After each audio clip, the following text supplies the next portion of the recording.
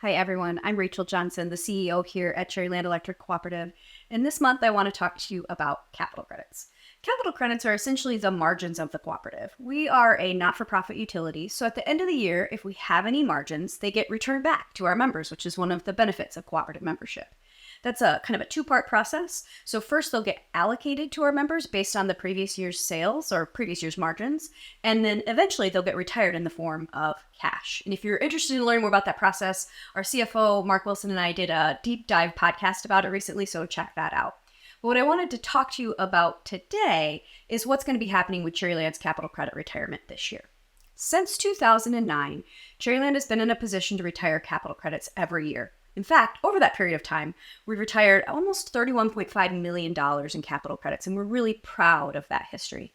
But this year, we are not in a position to retire capital credits. And so the board made the very difficult decision to do no capital credit retirement this year. And let me explain to you why that is.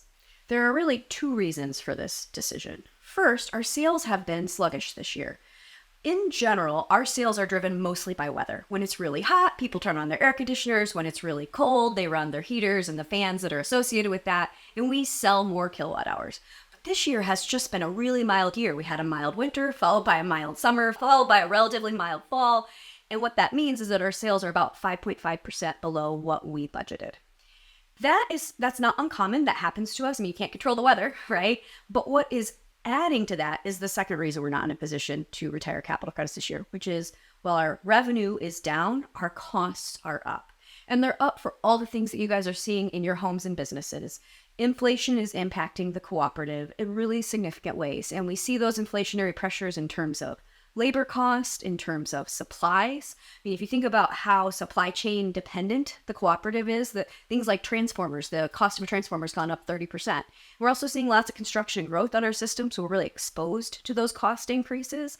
And then we're a capital intensive business. So when interest rates go up, it immediately impacts our bottom line.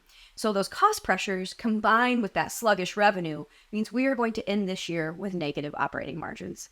Not the end of the world. We can weather that, but it does mean that we're not in a position from a cash flow perspective to retire capital credits this year. But this is really a temporary hiatus. We fully anticipate that as inflationary pressures come down and also hopefully the weather works a little bit more to our advantage in future years, that we'll go back to retiring capital credits. It's such an important part of the cooperative difference, and it's something we're really proud of. We have a really, really nice history there. And in fact, compared to other co-ops, we've really been very, very purposeful with retiring capital credits. So this is a temporary hiatus. You won't see a credit on your bill this December, but you can anticipate retirements in future years. Thanks for tuning in.